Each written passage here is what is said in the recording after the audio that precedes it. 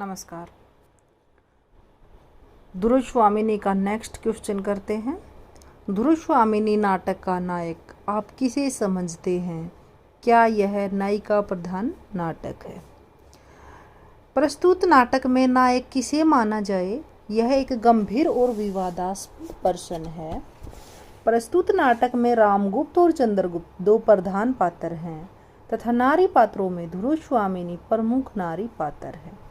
नायक संबंधी प्राचीन धारणा के अनुसार नायक बनने का अधिकारी उसे माना जाता है जो धीर, वीर, क्षमावान, विनयशील, दृढ़ प्रतिज्ञ, त्याग में आदि गुणों से युक्त हो। इनके नाटकों में जन्मेजय, अजातशत्रु, स्कंदगुप्त, चंद्रगुप्त मौर्य, चंद्रगुप्त आदि सभी नायक उक्त गुणों से संपन्न प्रमुख पुरुष पात्र हैं। भारतीय परंपरा के अनुसार नाटक का नायक पुरुष पात्र ही हो सकता है, स्त्री नहीं। नाटक की प्रेमिका या पत्नी नायिका कहला सकती है।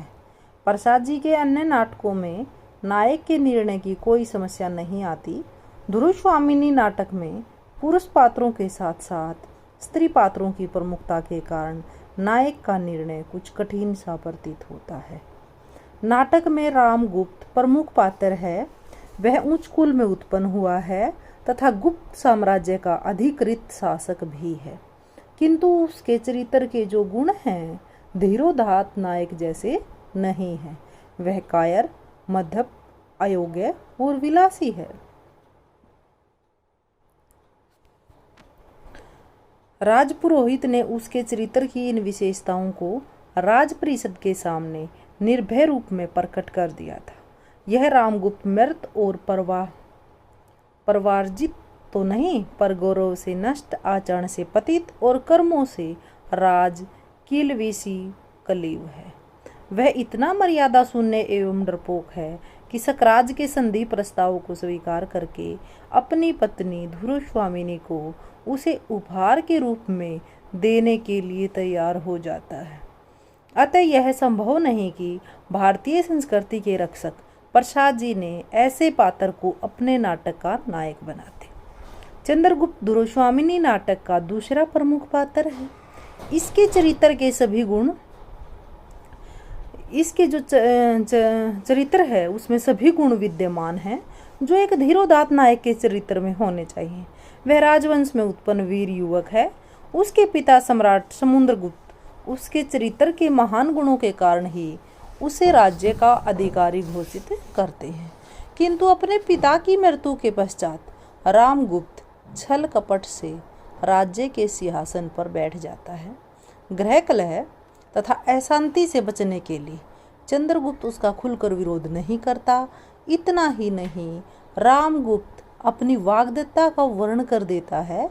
ऐसी स्थिति में भी चंद्रगुप्त मौन रहता है। नाटक के अंत में वह स्वयं कहता है कि मैं पुरुष नहीं हूँ, नहीं, मैं अपनी आँखों से अपना वैभव और अधिकार दूसरों को अन्याय से छीनते देख रहा हूँ। मेरी वाग्दत्ता मेरे ही अनुत्साह से आज मेरी नहीं रही। नहीं, यह सील का कपट, मोह और प्रवंचना है। इस आत्म चेतना के पश्चात चंद्रगुप्त अपने अधिकारों को पाने का प्रयत्न करता है और अनंत सफल भी हो जाता है। वह धीर, वीर, सुंदर, त्यागी, तेजस्वी, प्रतिभावान, समाशील, नम्र, दृढ़, प्रसिद्ध और उच्च कुल का योग्य पुरुष है। वह ही अपने साहस और वीर कर्म से सकराज पर विजय प्राप्त करता है। वही फल का भोगता है। सामंत कुमार और परिषद उसे ही रामगुप्त के स्थान पर सम्राट मानते हैं। नाटक की नायिका ध्रुवस्वामिनी उसी से प्रेम करती है। कथा के आकर्षण का केंद्र भी चंद्रगुप्त ही है और ध्रुवस्वामिनी के आकर्षण का केंद्र भी वही है। प्रसाद जी ने रामगुप्त जैसे अयोग्य व्यक्ति के स्थान पर चंद्रगुप्त जैसे राष्ट्र नायक की प्रतिष्ठा का ही उद्देश्य अपनाया है। अतः चंद्रगुप्त ही इस नाटक का नायक है। किंतु प्रस्तुत नाटक में वह एक अन्य प्रमुख पात्र ध्रुवस्वामिनी भी है। वह न केवल नारी पात्रों में अपितु पुरुष पात्रों में भी अपना प्रमुख स्थान रखती है। वह नाटक के कथानक में आदि से अंत तक बनी रहती है। नाटक की प्रमुख समस्या का संबंध भी उसी के चरित्र से है। उसमें स्वतंत्र रूप से अन्य पात्रों से आगे बढ़ने की शक्ति है। इसी कारण उसे नायक के अधीन नायिका न मानकर स्वतंत्र रूप में महत्व एवं स्थान प्रदान किया जाना चाहिए। नाटक में विरोध और विद्रोह का स्वर भी उसी में मुखरित हुआ है। यहाँ तक कि वह अपने अधिकारों के लिए संघर्ष करने की प्रेरणा चंद्रगुप्त को देती है।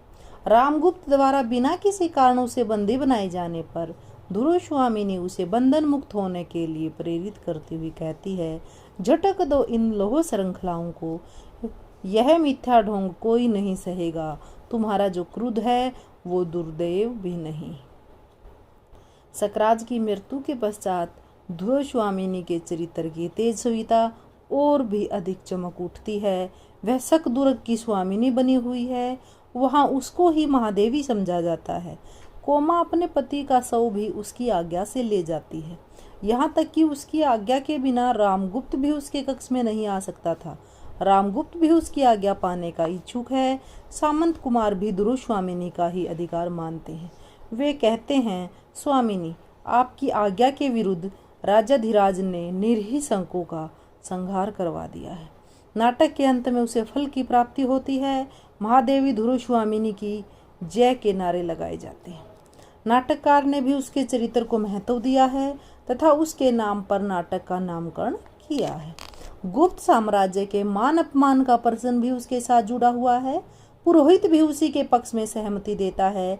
दुर्वामिनी में साहस, वीरता, दृढ़ता, विनम्रता, सुंदरता, तेजस्विता आदि महान गुण विद्यमान हैं। इन गुणों के कारण उसका प्रभावशाली जो चरित्र है वो आदि से अंत तक पाठक के आकर्षण का केंद्र बना रहता है। अतः सारूप में कहा जा सकता है कि नाटक नायिका प्रधान है। दुर्वामिनी ही इस नाटक की नायिका है। वह प्रसाद जी की साहित्य के क्षेत्र में क्रांति थी। उन्होंने नायक के पद पर पुरुष की अपेक्षा नारी को प्रतिष्ठित किया है। धन्यवाद।